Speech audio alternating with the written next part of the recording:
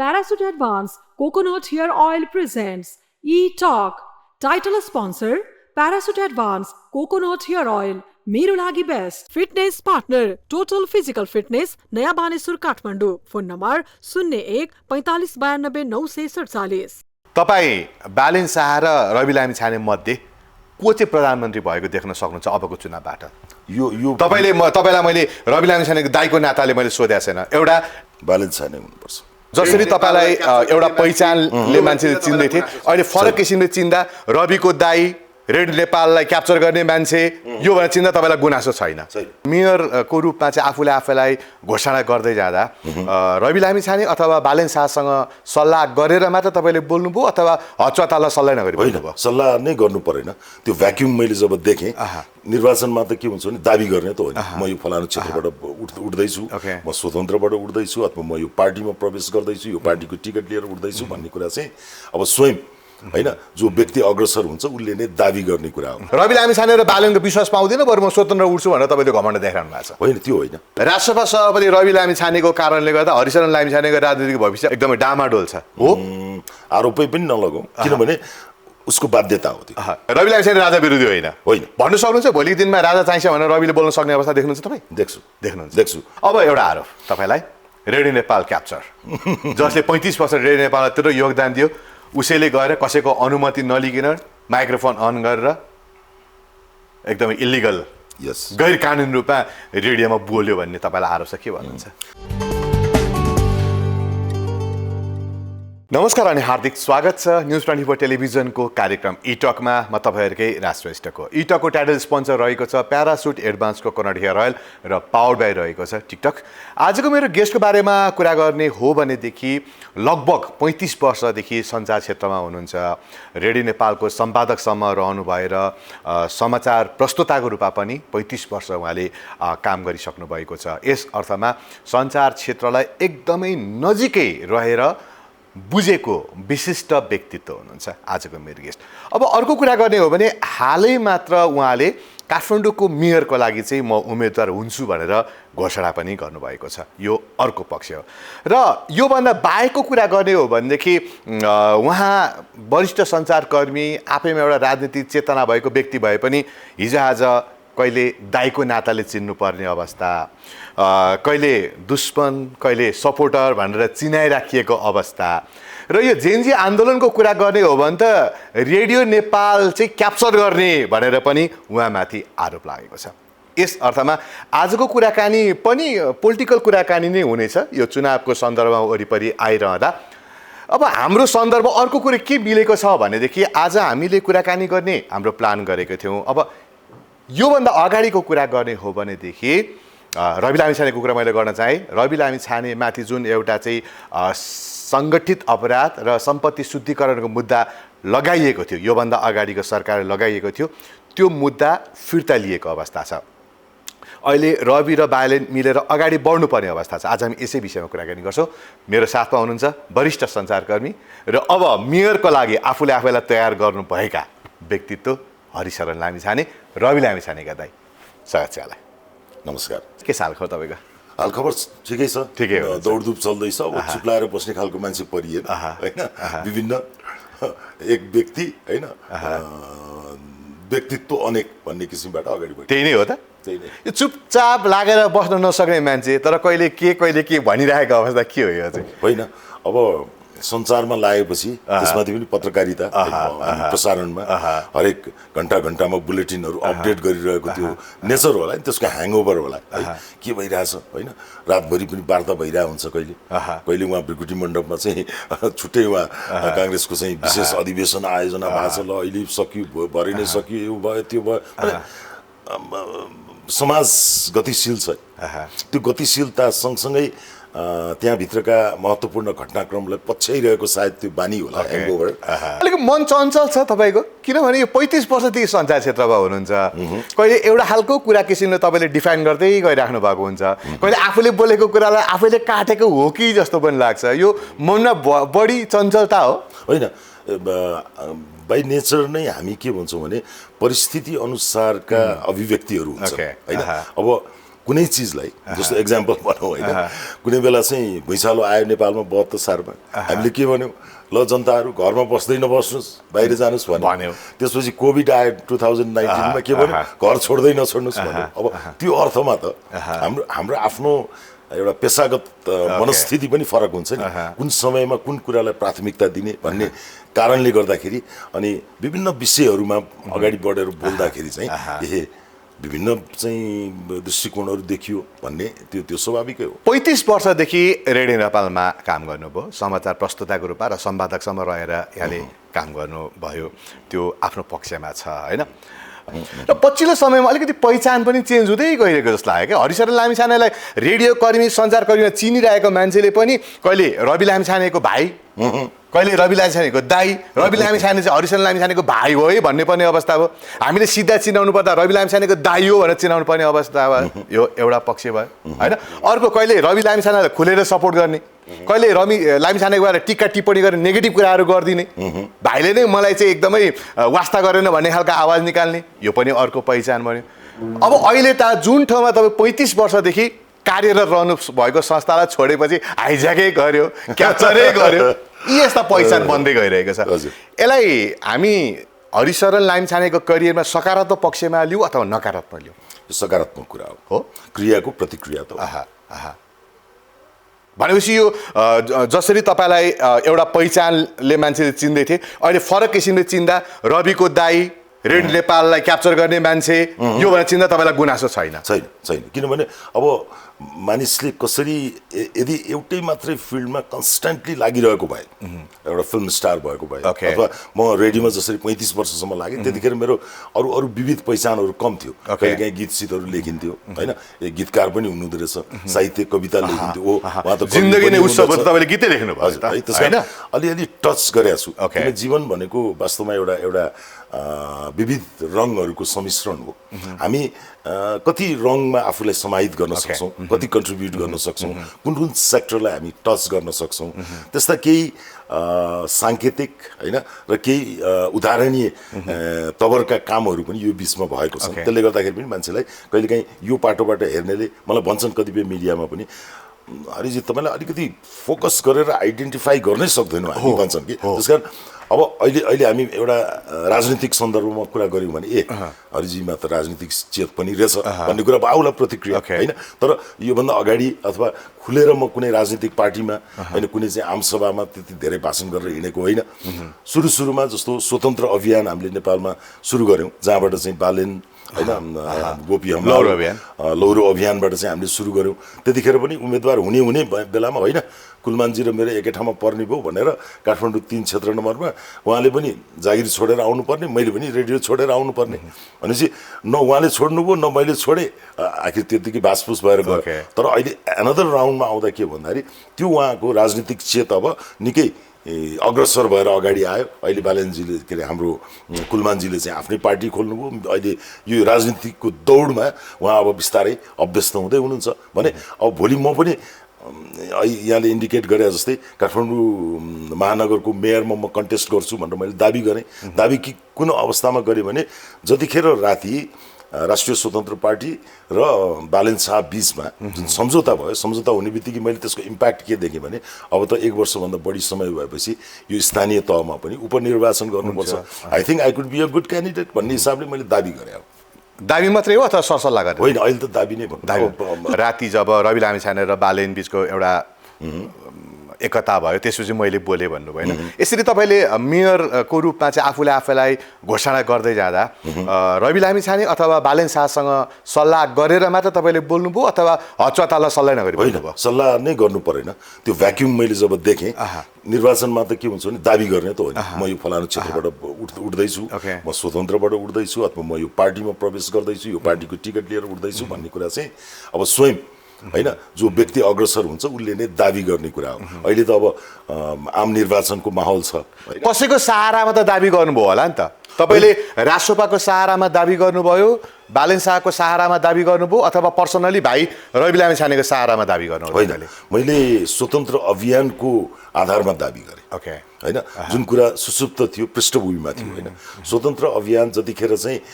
पहिलो चरणमा 2-3 ठाउँमा चाहिँ मेयरहरूले जसरी विजय प्राप्त गरे त्यसको पृष्ठभूमिमा म पनि काम गरिरहेको थिएँ होइन त्यो लाइनमा त्यो बेलामा मैले उम्मेदवारी मैले दिइनँ त्यो सँगैको चुनावमा पनि मैले दिइनँ किनभने म सञ्चारमै ठिकै थियो तर अध्ययन म गरिरहेको थिएँ एउटा सिंहदरबारमा 35 वर्षसम्म बस्नु भनेको आफैमा म त भाग्यमानी ठान्छु अभाग्य हो मेरो कि देशको केन्द्र होइन राजधानी त्यो माथि पनि प्रशासनिक केन्द्र सिंहदरबारमा के भइरहेको छ दैनिक होइन सरकारका काम कारबाहीहरू कसरी अगाडि बढिरहेका छन् राजनीति कतातिर गइरहेको छ हाम्रो कूटनीति कस्तो छ परराष्ट्र मामिला के छ आर्थिक अवस्था होइन यी उतार चढावहरू चाहिँ हामीले 35 वर्षसम्म जुन झेल्दै गयौँ देख्दै गयौँ एउटा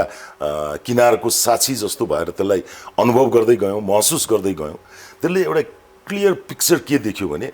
हाम्रो राजनीतिक समस्या के हो आर्थिक समस्या के हो सामाजिक के हो सांस्कृतिक के हो त्यसलाई एउटा तुलनात्मक दृष्टिकोण प्रस्तुत गर्न सक्ने परिपक्वता सायद ममा विकास गर्यो होला र अहिले अलिकति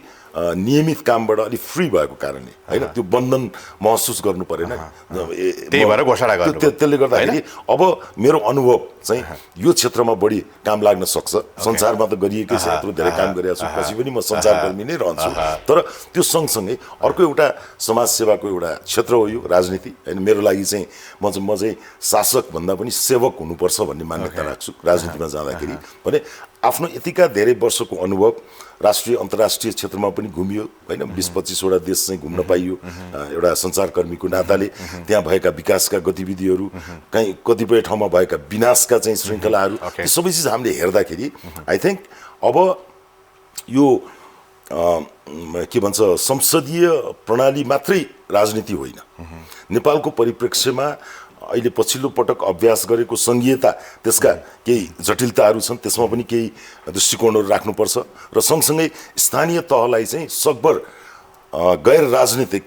गराउन सकियो भनेदेखि अझ सेवा प्रभावकारी हुन्छ जनताले धेरै सुविधाहरू चाहिँ राज्यबाट प्राप्त गर्न सक्नेछन् त्यसले गर्दाखेरि पनि हामी राजनीतिक विषयवस्तु चाहिँ एउटा केन्द्रीय सरकारको मामिला बढी हो तर स्थानीय तहहरू चाहिँ क्रमशः चाहिँ दलविहीन भएर स्वतन्त्र विभिन्न विज्ञ विशेषज्ञहरूको टिम यदि स्थानीय सरकारमा आउन सक्यो भनेदेखि हामीले अपेक्षा गरेको विकासको गति हामीले अपेक्षा गरेको विकास भन्नाले भौतिक मात्र नभइकन अरू मानवीय विकासका सूचाङ्कहरू छन् ती पनि माथि उठ्न सक्छन् र छिटो रिजल्ट छिटो डेलिभरी दिन सक्छ भन्ने मान्यता चाहिँ म लिने गर्छु यति हुँदाहुँदै म तपाईँलाई आरोप लाउँछु हरिशरण लामिछानेले अर्को फन्डा गरेछ मेयरमा उठ्छु भनेर भन्यो भने के हुन्छ भन्न त पाइहाल्यो भन्न नपाउने र के हो भनेर प्रश्न गर्ने अवसर दिनुभएको छ त्यसको लागि त धन्यवादै भन्नु हिजोको सन्दर्भमा मैले त्यतिखेर यो स्वतन्त्र अभियान सफल भइसकेपछि अब वास्तवमै भन्दाखेरि सुरुमा हाम्रो परिवारबाट राजनीतिमा चाहिँ म अगाडि बढ्छु भनेर सुरुमा मैले भने त्यसपछि अब रविले पनि पछि उसले चाहिँ अब एक्लै हुँदैन यो दलै बनाएर जानुपर्छ दाइ भन्ने उसको विचार आएपछि मैले सोचेँ अब दल बनाएर होइन दुई दाजुभाइ मिलेर दल बनाउने भनेको कुरो अलिकति नमिल्दो कुरा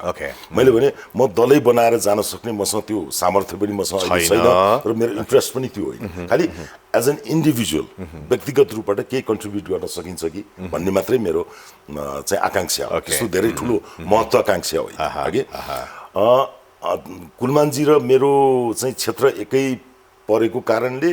र त्यतिन्जेलसम्ममा रविले चाहिँ उसले पार्टी गठन गरेर त्यसलाई अर्को उचाइमा पुर्याइरहेको अवस्था भएको हुँदा र विशेष गरी एउटै परिवारको मान्छे पार्टीमा बस्दाखेरि जुन पुराना दलहरू माथिको जुन आरोप थियो फेरि नयाँ दल पनि उस्तै रहेछन् भन्ने भाष्य बन्ने भएको हुनाले म पछि हट्याएँ स्योर त्यसमा चाहिँ के भने मैले बोलेर पनि म पछि हटेको तर अहिलेको कन्डिसनमा के हो भन्दाखेरि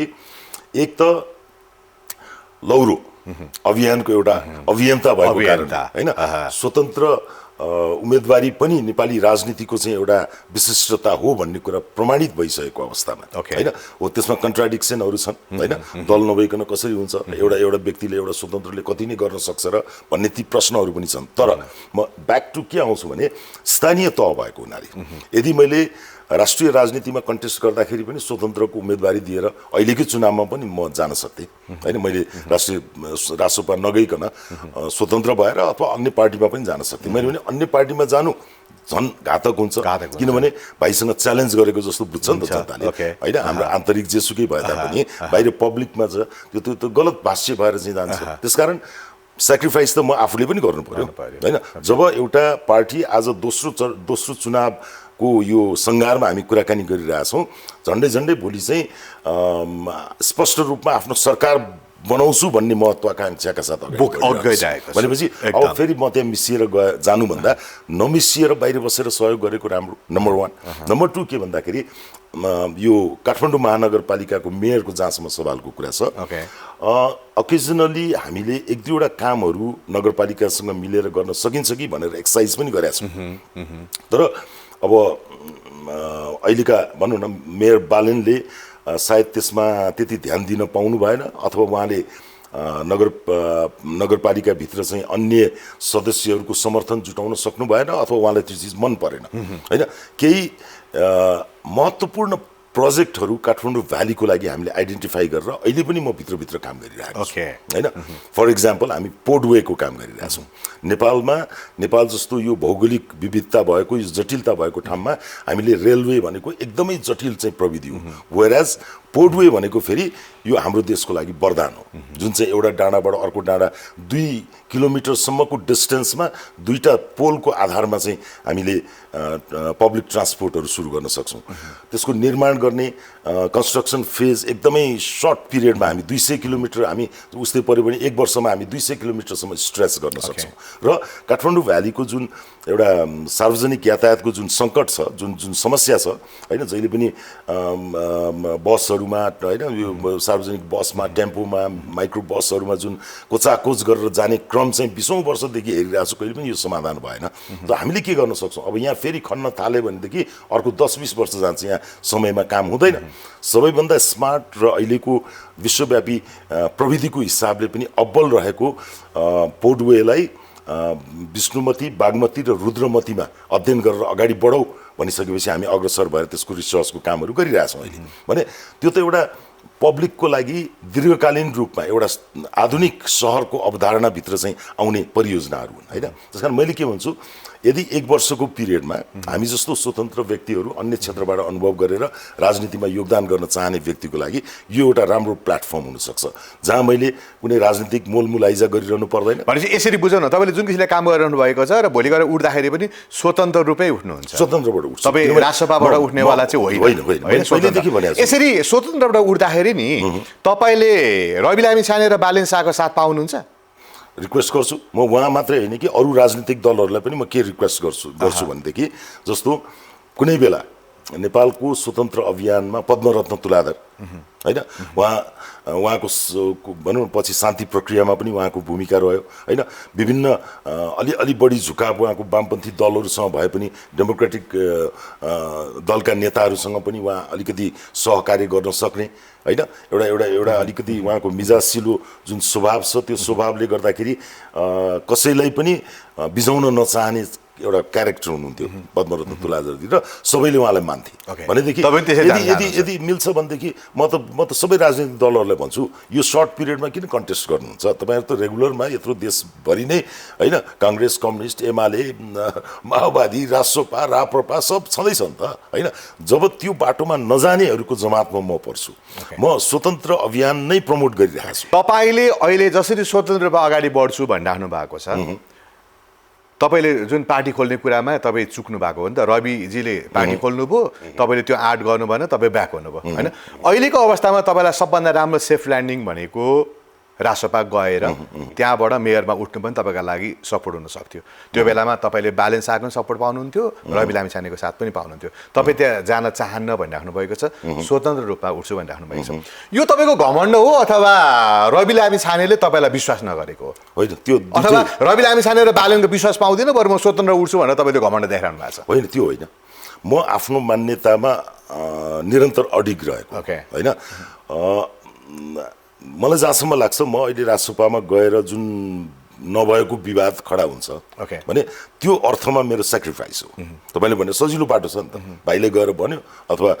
बालेन्जीसँग सेक्रिफाइस हो अथवा तपाईँलाई पत्याउँदैन भन्ने डर भयो त्यो त सिस्टमभित्र गयो भने त पत्याउने नपत्याउने भन्ने कुरा आउँदैन एउटा कन्टेस्ट भयो भने कन्टेस्ट लड्न सकिन्छ त्यो कन्फिडेन्स त छ नि मलाई मान्छेले भन्लान् होइन घमण्ड गरेर यो स्वतन्त्रै बस्छु भन्छ भन्लान् अथवा यो पनि इच्छा कि रविले मलाई बोलाइदिए हुन्थ्यो मेरो भाइ हो मलाई बोलाइदिए हुन्थ्यो भने तपाईँको आशा हो कि होइन त्यो पनि हुन सक्छ भाइको हिसाबले भन्दा पनि उसले पोलिटिकल्ली डिसिजन गर्नुपर्छ भाइको हिसाबले त्यो कतै छ राजसभाका सभापति रवि लामिछानेले मलाई राजसभामा बोलाइदिए हुन्थ्यो भन्ने आशा छ होइन भोलि गएर मैले कन्टेस्ट गरेर स्वतन्त्र उम्मेदवारी दिएँ होइन अथवा म दिने चाहिँ लाइनमा त्यो बेला बोलाइदियोस् भन्ने आशा छ कि छैन सिधा प्रश्न सिधै दाइ भाइको रिलेसन भसाएर म पनि जान चाहन्न सही कुरा एकदमै सही कुरा यदि पार्टीले काबिल ठान्छ भने कतिपय पार्टीमा त यहाँ उम्मेदवार पुगेको छैन दाइ अहिलेको चुनावमा किन नलडेको भन्छन् मलाई म राजसभामा म छिरे भनेदेखि मैले आरोप पाउँछु अर्को पार्टीमा गयो भने मैले आरोप पाउँछु त्यसकारण मेरो उपस्थिति र मेरो आफ्नो लाइन जुन छ आफैमा क्रिटिकल छ कि मैले जे पाए त्यही गर्नै मिल्दैन मैले यसरी बुझौँ राजसभा सभापति रवि लामिछानेको कारणले गर्दा हरिशरण लामिछानेको राजनीतिक भविष्य एकदमै डामाडोल छ यता जो गाह्रो छ उता जो गाह्रो छ पेन्डुलम भएर बसिराख्नु भएको छ मुख्य कारण भनेको राजसभा सभापति रवि लामिछाने हो आरोपै पनि नलगाउँ किनभने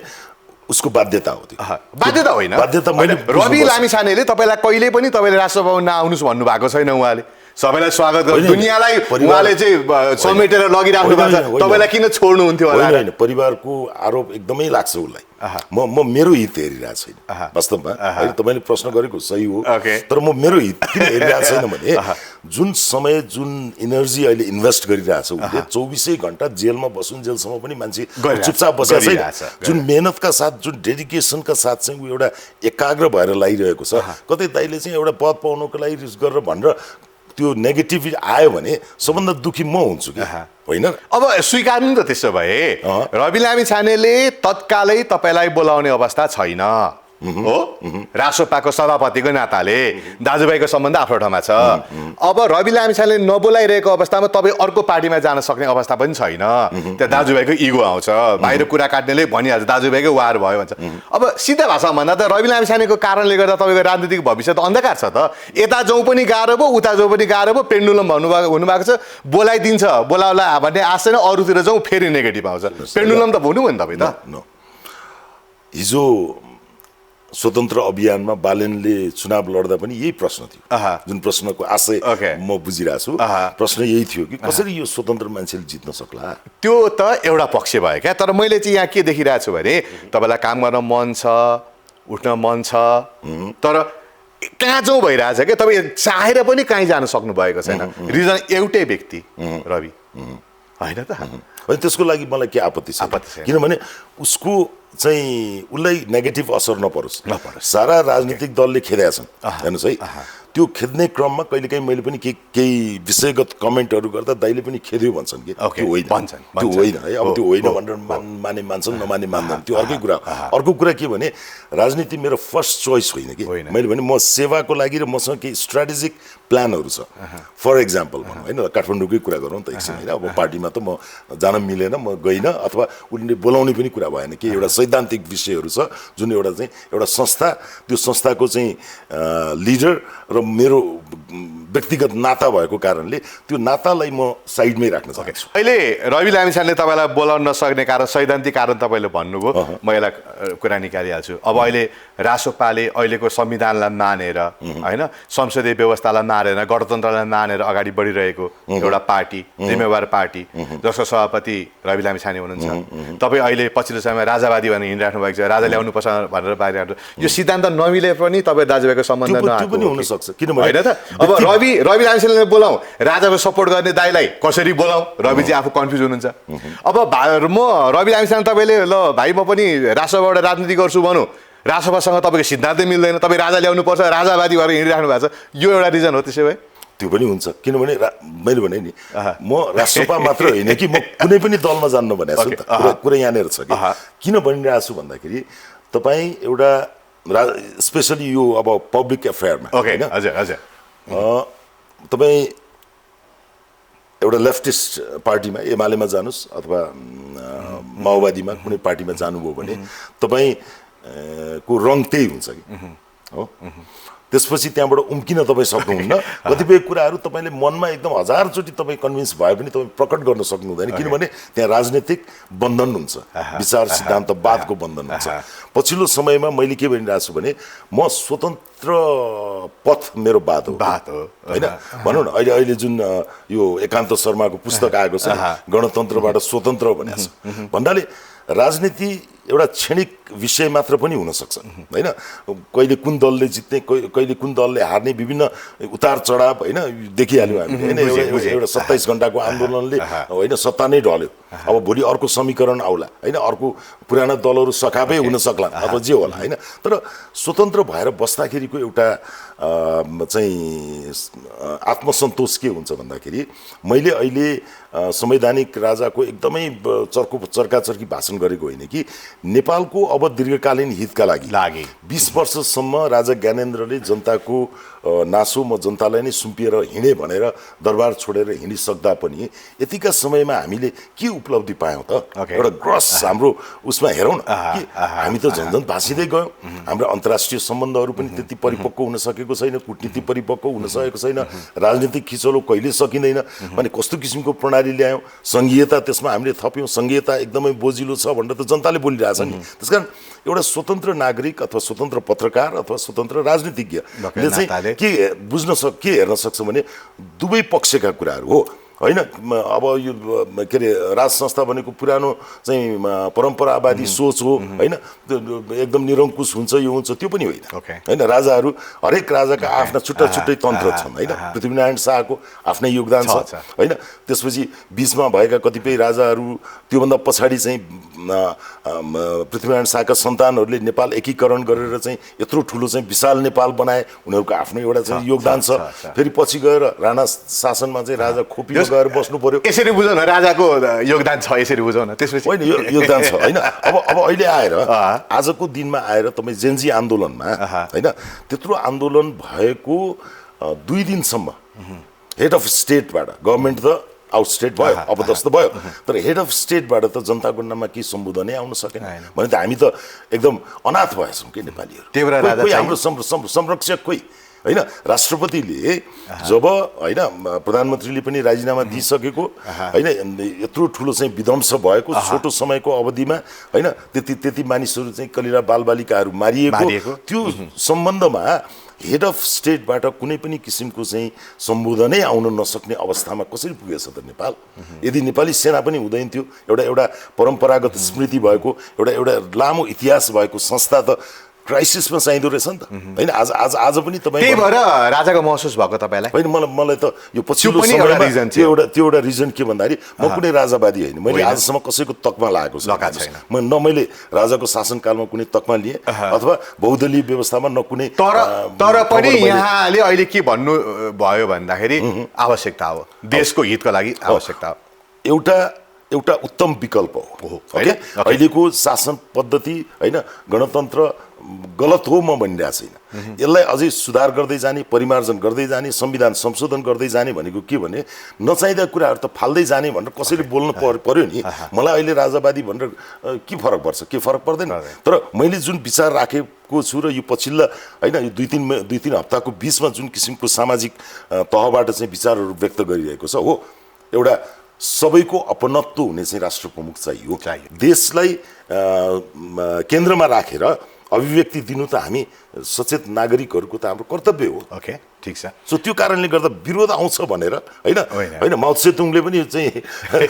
उहाँ के अरे याङ्सी नदीमा गएर विपरीत करेन्टमा चाहिँ पौडी खेल्दै अरे कि बेला बेला, किनभने हो हामी प्रतिकूलताहरूसँग पनि लड्नु, अनुकूलतामा तपाईँले भनेको एउटा टिकट लिएन भाइ अब मलाई मेयरमा लड्नु मन लाग्यो भनेर लड्नु यो विषयमा मेरो अन्तिम यहाँलाई क्वेशन है मैले बुझेँ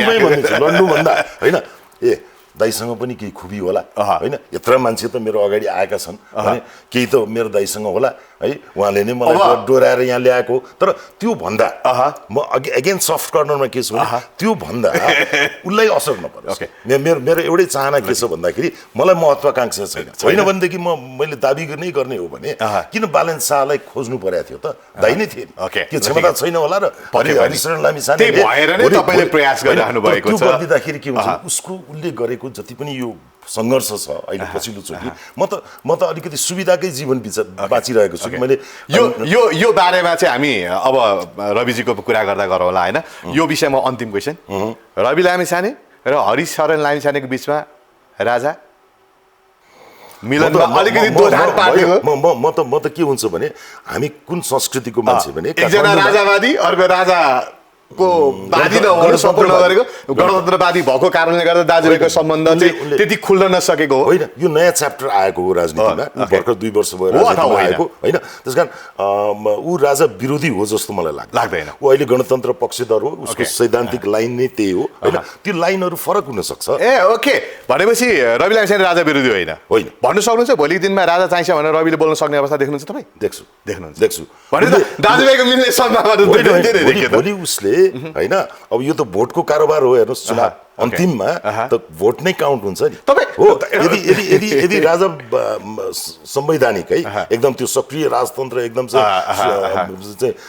निरङ्कुश होइन कि, हिजोको 12 बुँदे सम्झौताले पनि के भनेको छ भने हामी सैद्धान्तिक लाइनमा हामी कहिले काहीँ जाँदैनौँ कि। 12 बुँदेले के भनेको छ भने निरङ्कुश राजतन्त्र हटाउने भने हो, निरङ्कुशता निकाल्ने हो होइन, राजा हटाउने भने सर्पबाट बिख निकाल्ने भने। जस्तो भोलिको दिनमा क्या मेरो जिज्ञासा चाहिँ फेरि एउटा थपेको भने भोलिको दिनमा रासोपाले संवैधानिक राजतन्त्रको पक्षमा जाने सम्भावना देख्नुहुन्छ? हुन सक्दैन। जनताले माग गर्यो भने जनताको मागको उभार चाहिँ जसरी स्वतन्त्र पार्टीले जनताले ल्याएको हो नि त होइन। भनेपछि सम्भावना 50-50 तपाईँ देख्नुहुन्छ? सम्भावना छ र पोलिटिकल्ली उसलाई धेरै भरोसा पनि हुन्छ, किनभने एउटा अर्को सशक्त राष्ट्रवादी शक्ति उसँग जोडिँदै जान सक्छ। तपाईँको चाहना छ रवि राजाको पक्षमा लागोस् भन्ने? आई थिङ्क म त चाहन्छु होइन। इभन म अहिले आएर रवि त उसको मात्रै किन कुरा गर्ने होइन, नेपालका कम्युनिस्टहरू वामपन्थी दलहरूले पनि होइन राष्ट्रिय हितलाई यदि विचार गर्ने हो भने पुनरावलोकन गर्नुपर्छ, चान्स सबैलाई दिनुपर्छ होइन। 20 वर्षसम्म चुपचाप बसेको राजाले अन्तिम क्षणमा चाहिँ देश चाहिँ एउटा राज्यविहीनताको अवस्थामा नेपाली सेनाले यदि समयमा सुझबुझ नराखेको भएदेखि अहिले यहाँ विदेशी सेना आउँथ्यो र त्यो बेलामा पनि ल सम्हाल्नु मान्छे नै भएन, राति कसले प्रधानमन्त्री खाने, यस्तो जटिल स्थिति कसले सम्हाल्न सक्छ भनेर होइन 2 दिनसम्म त सरकार विहीन भएर बसेको अवस्थामा दरबारलाई चाहिँ अब सरकार अगाडि बढ्नु पर्यो भन्दाखेरि म राजनीतिक दलको सहमति बिना म आउँदिनँ भनेको त्यो एउटा हेड अफ स्टेटले मैले भने उहाँको जीवनकालमा अरू कतिपय कुराहरू थिए होलान्, तर यो स्टेटमेन्टलाई चाहिँ म एकदमै हाई भ्यालु दिन चाहन्छु, उच्च सम्मान गर्नुपर्छ कि हो। डेमोक्रेसी चाहिन्छ, बहुदलीय व्यवस्था पनि चाहिन्छ, बहुलवाद पनि चाहिन्छ। हाम्रो देशै विविधताले भरिएको देश, तर यो सबै विविधताभित्र हामी चाहिँ तछाड मछाड गरेर चाहिँ भाँडभैलो भएर चाहिँ देशलाई चाहिँ कमजोर पार्ने होइन नि त। यो त हाम्रो एकताको सूत्रमा सबै नेपालीहरूले अपनत्व लिन सक्ने एउटा गार्जियनसिप त एउटा राष्ट्रमा चाहियो नि होइन। त्यसकारण अहिले देखिएका विकल्पहरूमध्येको एउटा उत्तम विकल्प यो पनि हुन सक्छ। अब म अलिकति यहाँ रविजीलाई जोड्न चाहेँ। रविजीमाथि पूर्व सरकारले सङ्गठित अपराध र सम्पत्ति शुद्धिकरण मुद्दा लगाएको थियो र अहिलेको सरकारले त्यो मुद्दा फिर्ता लिने निर्णय गरेको छ होइन। यो कार्यान्वयन हुने क्रममा छ। यसलाई तपाईँले कसरी लिनु भएको छ? यो एउटा बोल्ड डिसिजन हो होइन। सरकारले अहिलेको नागरिक सरकारले हिजोको सरकारले गरेका गल्तीहरू सच्याउने क्रममा कतिपय कामहरू गर्न सक्यो सकेन, तर यो सरकारको विषयकोलाई अगाडि राखेर कुरा गर्दाखेरि यो न्यायोचित हो। किन हो भन्दाखेरि सुरुको अनुसन्धानले पनि एउटा मात्र विषयमा होइन उसलाई चाहिँ खोज तलास गरेको थियो। हुन त खोज तलास गर्दै गएपछि अनेक चिज भेटिन्छ र मुद्दा मामिला लाउनको लागि चाहिँ विभिन्न कोणबाट चाहिँ मान्छेले जब प्रयास गर्छ भने केही न केही कमी कमजोरी केलाउँदै जाँदाखेरि सम्पत्ति शुद्धिकरण र सङ्गठित अपराध चाहिँ सरकारको चाहना अनुसार, तत्कालिक सरकारको चाहना अनुसार पछि थपिएको आरोप थियो। त्यसकारण सरकारले यदि निरङ्कुशतातर्फ अगाडि बढेको हो भन्ने कुराको एउटा यो प्रमाण थियो होइन। त्यही भएर पनि लाखौँ लाख मानिसहरूले चाहिँ यो प्रतिशोध है, यो राजनीतिक प्रतिशोधबाट उसको राजनीतिक उभारलाई निस्तेज पार्नको लागि गरिएको यो षड्यन्त्र हो। त्यसकारण यो के अरे प्रतिशोध नै हो भनेर जसरी चाहिँ पब्लिकको बिचमा गयो नि, आखिर पब्लिकको जित भयो होइन। त्यो भोइस सुन्यो अहिलेको। अब हामी यसलाई यसरी बुझ्ने त पूर्व सरकारले चाहिँ नियत बसे लगाइएको मुद्दा रहेछ भन्ने बुझ्नु। नियत बस हो, मैले हस्ताक्षर अभियानमा पनि खुलेर भनेको छु होइन कि एउटा उदाउँदो नेतृत्व लिएर रविले जसरी अहिले चाहिँ फुल टाइम राजनीतिमा खटेर जसरी काम गरिरहेको छ, गाउँ गाउँमा जनताको बिचमा पुगेको छ र त्यो बोल्डनेसबाट हच्किएर भोलि कहाँनिर गएर चाहिँ यसलाई अवरोध गर्न सकिन्छ भनेर खोज तलास गर्ने क्रममा एउटा राजनीतिक षड्यन्त्रको शिकार भएको हो। अब अहिलेको अवस्थामा यो मुद्दा फिर्ता लिनु सरकारले भनेको रविजीको पोलिटिकल करियरलाई धेरै सपोर्ट हुने कुरा हो। धेरै बाधा व्यवधानहरू चाहिँ फुकिएको अवस्था छ। उहाँ सांसद भएर चाहिँ संसदमा जान सक्नुहुन्छ, भोलि धेरै अगाडि बढ्न सक्नुहुन्छ होइन। भन्नु मतलब एक किसिमको उहाँ खुल्ला वातावरण आउने क्रम जारी छ हाम्रो बुझाइमा होइन। तपाईँको विचारमा अब रवि लामिछानेको कदम कस्तो हुनुपर्छ जस्तो लाग्छ? एकातिर बालेन शाहसँग उहाँको एकता भइरहेको छ होइन। बालेन शाहलाई चाहिँ भावी प्रधानमन्त्रीको उम्मेदवारको रूपमा चाहिँ प्रस्तुत गरिसकेको छ राष्ट्रपाले, रविजीले गरिसकेको अवस्था छ होइन। त्यता घोषणा गरिसकेको अगाडि बढिसकेको अवस्थामा रविजीलाई अहिले धेरै हसफुक्वा भइराख्नु भएको छ। अब रवि लामिछानेको कदम कस्तो हुनुपर्छ जस्तो लाग्छ तपाईँलाई? मलाई जहाँसम्म लाग्छ यदि लामो दौडको रेसमा जान खोजेको हो भने जे कमिट गरेको छ त्यो कमिटमेन्टमा बस्नुपर्छ। ओके जस्तो सँगसँगै कुलमानजी हप्ता 10 दिनमा बाहिरिनु भयो। सायद त्यहाँ कतिपय कमिटमेन्टहरू पुरा नभएको कारणले बाहिरिनु भयो होला होइन। र जुन फरक नेचरको थियो होइन, बालेनजीको पार्टी थिएन, त्यो पार्टी चाहिँ एउटा कुनै लौरो चिन्ह भएको पार्टी थियो होइन। एउटा नाम थियो, त्यो नामबाट अर्को नाममा परिवर्तन भयो। त्यहाँ केही पदाधिकारीहरू थिए, त्यो अर्को नाममा परिवर्तन भएर चाहिँ निर्वाचन आयोगमा दलको रूपमा जसरी दर्ता भयो होइन, त्यो दर्ता गर्दाखेरिको प्रक्रिया पनि अलिकति गलत प्रक्रियाहरू थियो। तर पनि अब उहाँले त्यसैलाई नै बेस मान्नुभयो बिकज अफ लौरो होइन। लौरो जुन पार्टीसँग छ त्यही नै मेरो पार्टी हो भनेर पहिला उहाँले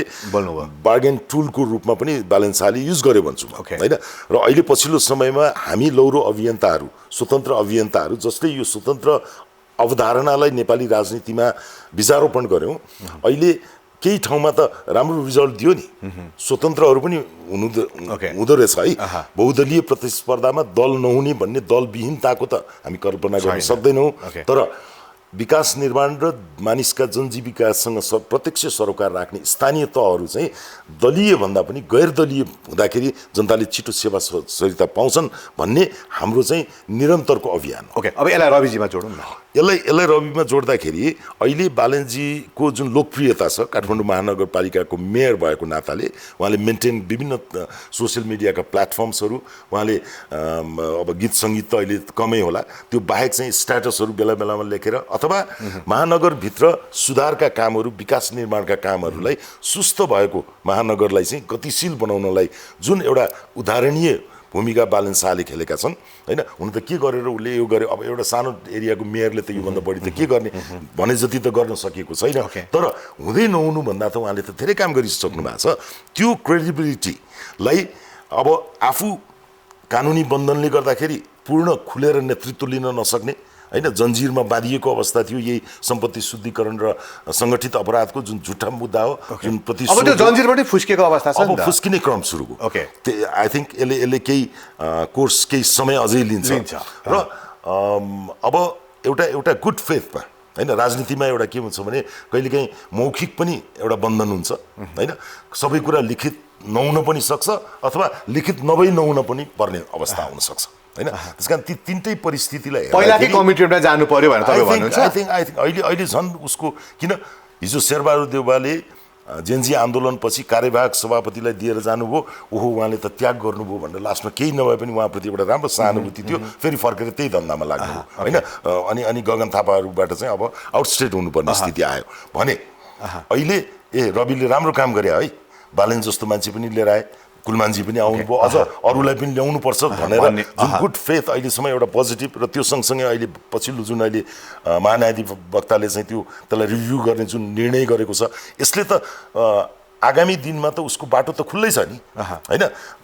यति वर्षको उमेरमै तपाईँ भन्दाखेरि कमिटमेन्ट जुन पहिला बस्नुपर्छ बालेन शाहलाई नै प्रधानमन्त्रीको उम्मेदवारको रूपमा अगाडि बढाउनु पर्छ भन्नुभयो होइन अब यहाँ अहिले कुरा के आउन थाल्यो भन्दा जब यो सम्पत्ति शुद्धिकरणको मुद्दा फिर्ता लिने बित्तिकै कतिपयले त सोसियल साइडमा भावी प्रधानमन्त्री रवि लामिछाने भनेर बोल्न थालिसकेको अवस्था र यो भनाइ आइराख्दाखेरि बालेन शाह र रवि लामिछाने बीच प्रब्लम आउला कि नआउला होइन यो एकदमै 100 प्रश्न अहम प्रश्न कि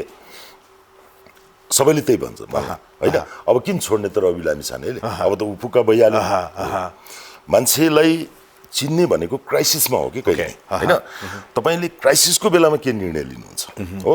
हिजोको त्यस्तो क्राइसिसमा रहेको अवस्थामा उसले जुन आज कमिटमेन्ट गरेर बालेन उनी नआउन पनि सक्थे कि होइन तर बहुत केयरफुल्ली चाहिँ यो एकता भएको छ कि मलाई जहाँसम्म लाग्छ त्यो एउटा तर्क हो हेर्नुहोस् राजनीतिमा अब के हुन्छ भने यो युनिटीलाई तोड्ने प्रयासहरू हुन्छ होइन त्यहाँ विभिन्न किसिमका अतिरञ्जनाहरू क्रिएट गर्ने दुईटाको बिचमा के अरे मनमुटाव क्रिएट गर्ने उही दाइ र भाइको सम्बन्ध ठिक छैन भनेर चाहिँ हल्ला चला जस्तो त्यहाँनिर रिलेट गर्छु होइन त्यस्तो हुँदैन तर के हुन्छ भन्दाखेरि दुईजना होइन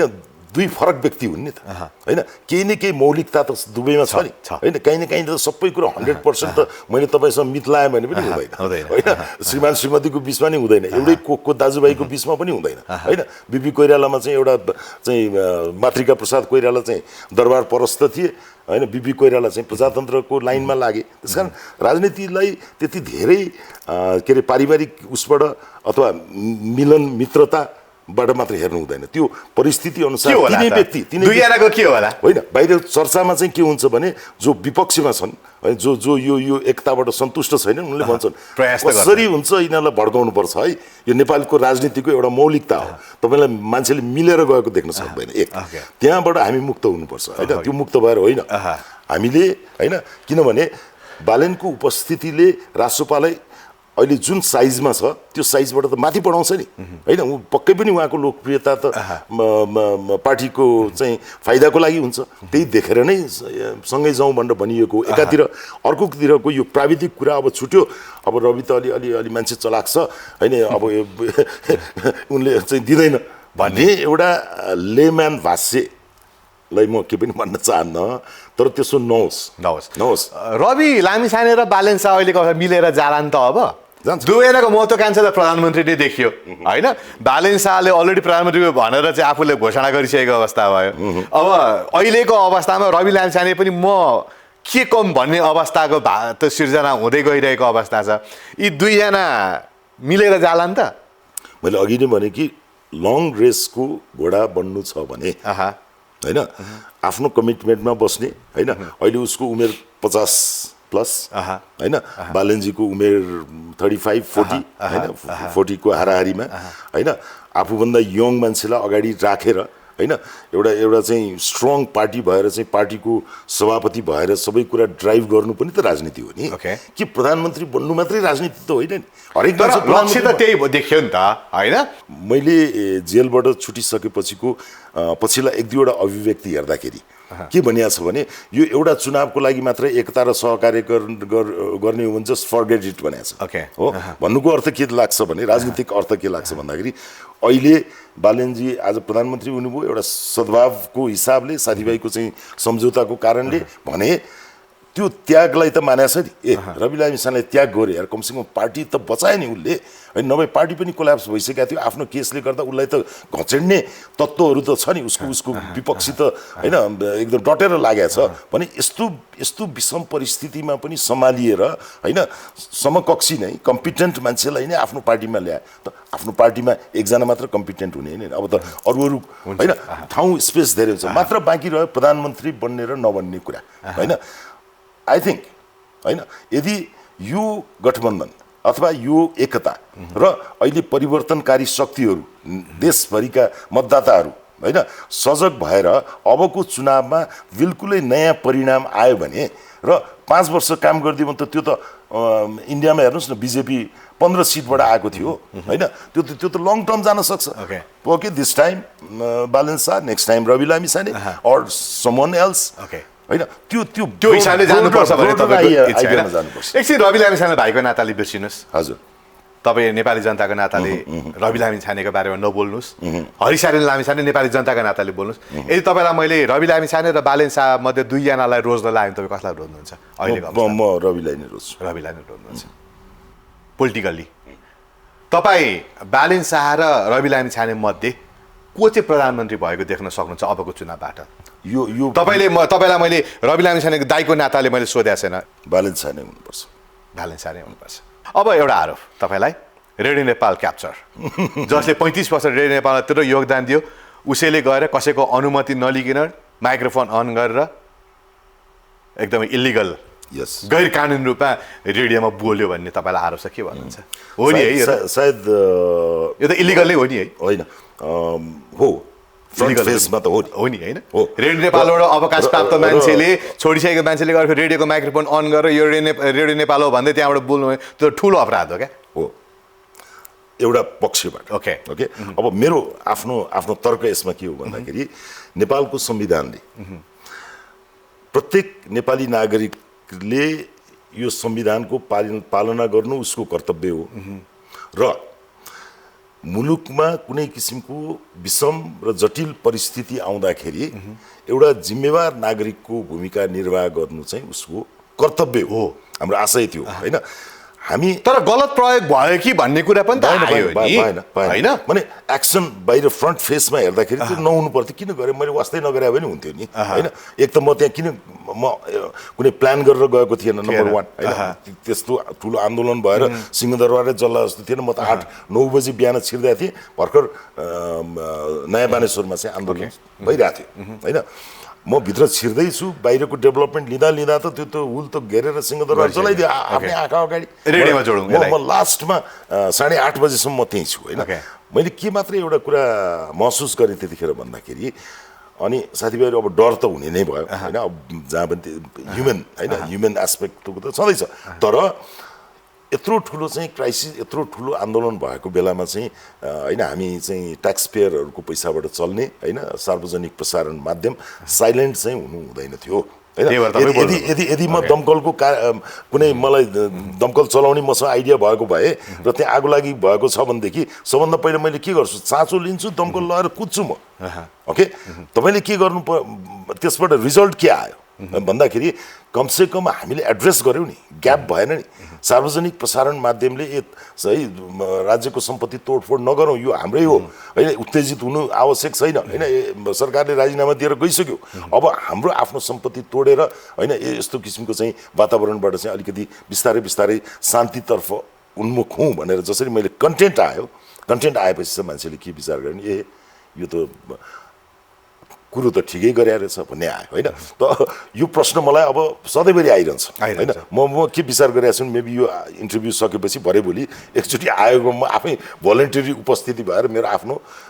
बयान पनि म आफै भोलिन्टरी म रजिस्टर क्वेसन आइराख्दा तपाईँलाई पछुतो भयो कि भएन मैले त्यति बेला कतै मेरो सम्बन्ध त्यहाँ पुराना साथीभाइसँगको सम्बन्धलाई गलत रूपमा प्रयोग गरेर रेडियो नेपालको माइक्रोफोन खोल्ने दुस्साहस गरेँ भन्ने गल्ती महसुस भयो कि भएन मैले सरसल्लाह नै गरेको थिएँ मैले के भने साथीहरूलाई अब त्यही हो मान्छे सबैजना अग्रसर हुन चाहँदैन नि होइन अग्रसर हुनेले त होइन नो रिक्स नो गेम भन्छ नि जस्तो मैले त्यति रिक्स नल्याए भए किन चर्चै केही गर्नु पनि आवश्यक थिएन त्यतिकै केही हुँदैन थियो पनि होइन तर त्यो गर्दाखेरि किन चर्चा भइदियो भने मैले कुन परिस्थितिमा त्यहाँ अगाडि बढेँ भने साथीहरूलाई सोधेँ मैले ए साथी हो है रेडियो नेपाल त यस्तो संस्था हो है लेगेसी हामीले यत्रो वर्ष समय बिताएको यो संस्था होइन हरेक देशको परिवर्तनमा हरेक देशको सङ्कटमा हरेक देशको उत्सवमा हरेक देशको चाहिँ के अरे सुख दुःखमा नेपाली जनताको साथ भएको आजसम्म पनि कसैले नेगेटिभली कमेन्ट गर्दैन रेडियो नेपाल होइन जहाँ चाहिँ देशका कलाकारहरू जन्मिए विभिन्न एउटा इतिहास भएको संस्था हामी यो क्राइसिसमा साइलेन्ट बस्नु हुँदैन है साथीहरू है स्पिक हामीले कसैको पक्ष लिएर जिन्दाबाद मुर्दाबाद भनेर जाने होइन हामीले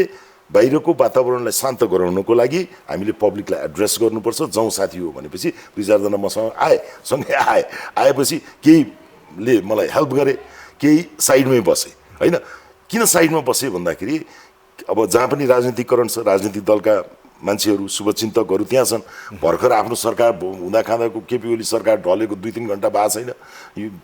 हरिजी आएर क्याप्चर गरिसक्यो उता भाइ उहाँ जेल ब्रेक गरेर हिँडिरहेछ के हो यो यिनीहरूको दाजुभाइको चाहिँ मिले मतो कसो हो भन्ने पनि त्यहाँ एउटा आशंकाको वातावरणले पनि यसलाई अलिकति अतिरञ्जित पारिएको हो तर म के भन्छु भन्दाखेरि त्यसरी चाहिँ साइलेन्ट बस्नु त कुनै पनि हालतमा ठिक थिएन त्यो साइलेन्ट बस्नुभन्दा तपाईँको पक्ष त्यो भन्नुहुन्छ म रेडियो नेपाल पक्ष भन्छु हैन तपाईँले त जानुभयो साथीभाइ आफ्नै पुराना साथीहरू रिटायर भएको थिएन उनीहरूसँग सल्लाह गर्नुभयो गरेर रेडियोमा बोल्नुभयो आफ्नो हिसाबले ठुलो काम गरे भन्ने फिल भयो त्यो अवस्थामा जरुरी थियो अब रेडियो नेपाललाई त पनि यस्तो भयो होला नि होइन रेडियो नेपालको नियम चाहिँ के रहेछ त त्यहाँको सेक्युरिटी के रहेछ त त्यहाँको अवस्था के रहेछ त जो मान्छे गएर नि बोल्दै हुने रहेछ रोक्नु त कसैले सकेन त्यहाँ त कानुन नियम बिनाकै रहेछ रेडियोमा जो गरेर नि बोले भयो त यदि हो त्यो रेडियो नेपाललाई पनि त्यो आरोप लाग्यो रेडियो नेपालको जुन सुरक्षा प्रणालीमा रेडियो नेपालको जुन एउटा नियम कानुन त हुन्छ त्यो अनुसार त धज्जी उडायो नि त रेडियो नेपाललाई धज्जी उडाउने ठाउँ त पाइयो नि सारा सरकार विहीनताको अवस्था हो कि ओके सरकारै थिएन त होइन त्यहाँ त नागरिकले आफ्नो भूमिका मात्रै खेल्ने हो यो भ्याक्युम होइन 48 आवर्स अघि देयर वाज अ भ्याक्युम संयोगले त्यहाँ म थिएँ मेरो ठाउँमा अर्को कोही क्रान्तिकारी भइदिए तपाईँ त्यो एङ्गलबाट सोच्नुहोस् त उसले त भन्थ्यो ल हामीले त रेडियो क्याप्चर गऱ्यौँ आदरणीय महानुभावहरू आउनुहोस् तपाईँलाई क्याप्चर गरेर आरोप लागेकै होइन काइन्ड अफ क्याप्चर हो तर वाट वाज द इन्टेन्ट भन्ने कुरा आउँछ होइन इन्टेन्ट नेपाली मैले त्यही भन्ने गरेको छु कि नेपालको संविधानले अहिले के फिल भयो मैले त्यो बेला राम्रै काम गरेँ भन्ने चाहिँ फिल भएको छ मलाई एउटा क्वेसन सोध्छु ल तपाईँ आफूलाई रेडियो नेपाल क्याप्चर गरेर आरोप लाग्दा ओके म पनि रेडियो कर्मी हो कुनै समयमा पनि रेडियो नेपाल 100 मेगाहर्जमा बोलेँ इमेज एफएममा बोले स्टार एफएममा बोले क्लासिक एफएममा बोले हिमालय टेलिभिजनमा बोले युटीमा बोले भोलि यस्तो अवस्थामा आएर त्यो सबै ठाउँमा मैले बोल्दै हिँड्नु के होला नैतिक हिसाबबाट त्यो गलत नै हो नियमले कहिले पनि त्यो अलाउ गर्दैन म के भनेको छु नि होइन special circumstances need special measures. Okay? That was not an ordinary day. होइन that was a very special day. नेपालको जेनजी आन्दोलनको भदौ 23 त्यस्तो अवस्थामा चाहिँ बोल्न पाइयो माने होइन बोल्ने भन्दा पनि के हुन्छ भने त्यसलाई शान्त बन्द गर्न पाइएन शान्त रूपमा कन्भिन्स गरेर बोल्न पाइयो त्यसलाई इग्नोर गरेर के पनि भएको छैन जस्तो गरेर आफ्नै सिंहदरबार जलिसक्यो अनि रेडियो चाहिँ बोल्दैन त अनि के भयो त त्यो त्यस्तो अवस्था बोल्न पाइयो हैन मेरो अन्तिम क्वेशन यहाँको लागि ल यो भने प्लिज तपाईले स्वीकार्नुभयो रेडियो नेपाल गरेर बोलेको क्याप्चर गरेको रेडियो नेपालको कानुन अन्तर्गत तपाईलाई कारबाही गर्ने कि नगर्ने होइन त्यस्तो कानुन नै कहीँ दफामा त्यस्तो लेखेको छैन तपाईलाई थाहा छ मलाई भन्दा त्यही भएर चाहे पनि कारबाही गर्ने तर कारबाही गर्नलाई त आधार होला नि त हैन म कसैको घरमा म भित्र छिरे भनौँ न राति हैन म के उद्देश्यले मलाई छिरे मलाई थाहा छैन मैले कुनै चोरी पनि गरेको छैन तर म घरमा छिरे निज मान्छे मेरो घरमा छिरेर मेरो सामान यताउता चोरी गर्न जान खोज्यो भनेर यस्तै सङ्गठित अपराध गर्न खोजे हो भनेर फुलबुट्टा बनाएर मुद्दा हाल्न चाहिँ जे पनि पाइयो हैन तर एउटा विवेक प्रयोग गरेर एउटा विवेकशील किनभने राज्यको पनि हैन कानुन पनि के भन्छ भने कतिपय अवस्थामा चाहिँ मानवीय कानुनको दृष्टिकोणले हेर्दा भन्ने हुन्छ कि कतिपय हैन त्यसको ह्युम्यानिटेरियन यो कुनै टेक्निकल मात्रै हैन रोबोट होइन कानुन भने यसले मानिसलाई छुन्छ त्यसकारण त्यो दृष्टिकोणबाट हेर्दा हैन मानवीय दृष्टिकोणबाट हेर्दा राज्यको संवेदनशीलतालाई विचार गरेर हेर्दा त्यतिखेरको अवस्थामा एउटा नागरिकले हैन आफ्नो धर्म निभाए आफ्नो धर्म चाहिँ निभा गर्छ गर्न पाउनुपर्छ राजश्रेष्ठले पनि पाउनुपर्छ बन्द गर्न चाहिँ गलत प्रयोग गर्नु पाइएन बन्द गर्न पाइएन जनताको हितको लागि छ भने पाइयो तपाईँ वार भइरहेछ आर्मी चाहिँ चुप लाएर त ब्यारेकमा बस्न मिल्दैन त्यस्तै हो सञ्चार माध्यम पनि एकदम अफ नगर अन गर भन्ने इन्स्पायर एकदम सही कुरा हो खुसी लाग्यो आजको समयका लागि आभारी छु म छोटो मिठो मसँग केही फोटो छ यो बारेमा तपाईँले छोटो भनिदिनु होला ओके है त ओके ट्राई लेट्स ट्राई रविजीकै फोटो आयो उहाँलाई छोटो भन्नु पऱ्यो के भन्नुहुन्छ अब रवि लामी छाने मेरो भाइ होइन आफूसँगै सानैदेखि हुर्काएर लिएको र त्यसपछि केही समय 5-7 वर्ष विदेशतिर गएर बसेको त्यो विदेशतिर बसेको अलिकति ग्याप भएको कारणले दाइ भाइको के हो यो सम्बन्ध भनेर अलिकति अन्यलमा म पनि अन्यलमा परे भविष्यको प्रधानमन्त्रीको रूपमा त तपाईँ देख्न चाहनुहुन्छ यसको पोटेन्सियल देखेँ अहिले जुन चङ्गुलबाट बाहिर निस्किन ऊ सफल भएको छ बहुत ठुलो चक्रव्यूह थियो अब यसबाट निस्किँदै गएकोले र यही किसिमको डेडिकेसन यही किसिमको सिन्सियरिटी यही किसिमको ट्रान्सपरेन्सी उसले मेन्टेन गर्दै गयो भनेदेखि देशमा भविष्यको प्रधानमन्त्री हुन सक्छ ओके दुर्गा प्रसाई के भन्नुहोस् तपाईँ उहाँ पनि राजावादी तपाईँ पनि राजावादी यसरी जोडौ न ओके राजावादी एउटा पक्ष उहाँको हो होइन हेड अफ स्टेटको रूपमा अब उहाँले भन्न खोजेको राजावादी चाहिँ अब संवैधानिक राजावादी हो कि राजतन्त्र नै हो थाहा छैन त्यो चाहिँ थाहा छैन उहाँलाई तपाईँ कसरी चिन्नुहुन्छ ल भन्नुहोस् यति बेला उहाँले एउटा एन्टरप्रेनर होइन नेपालको चाहिँ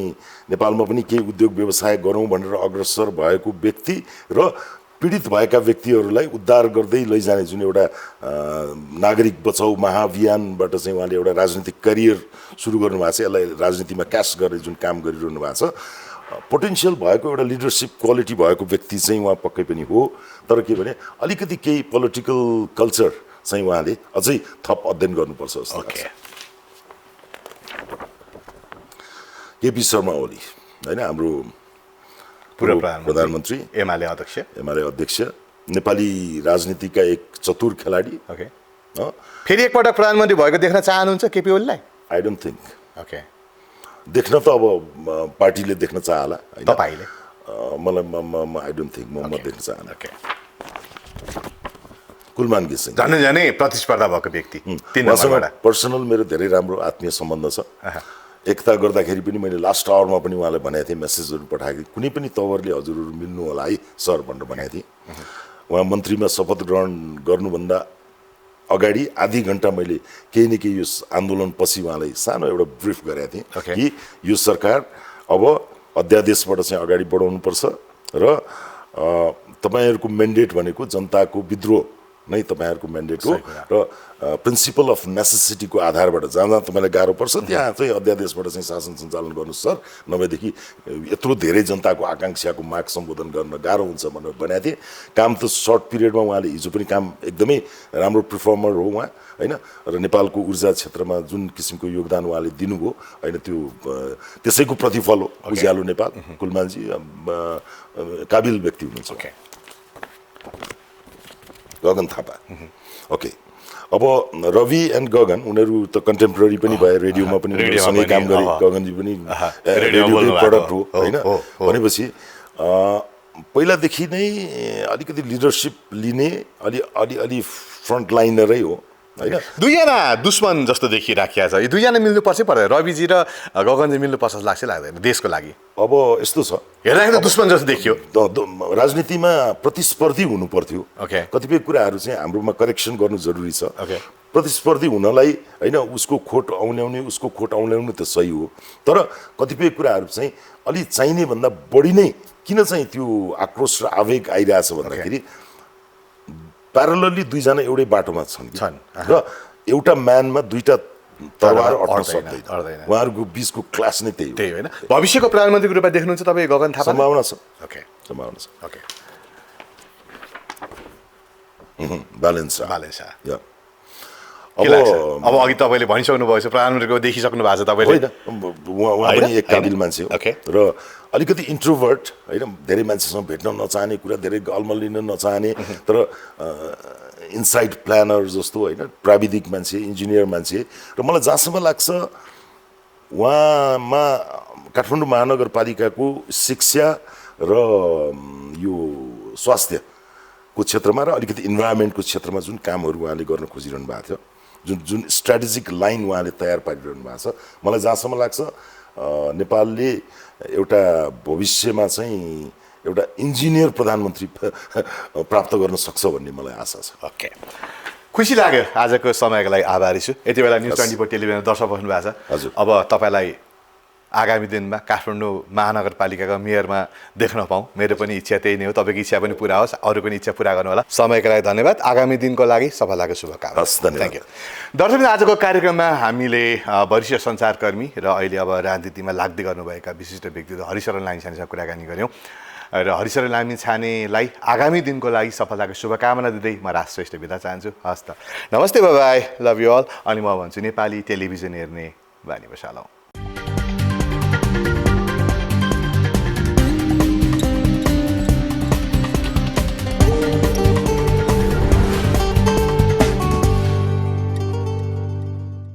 Parachute Advance Coconut Hair Oil presents E-Talk. Title sponsor Parachute Advance Coconut Hair Oil. मेरो लागि best. Fitness partner total physical fitness, नयाँ बानेश्वर, काठमाडौँ। Phone number 01 45 92 947।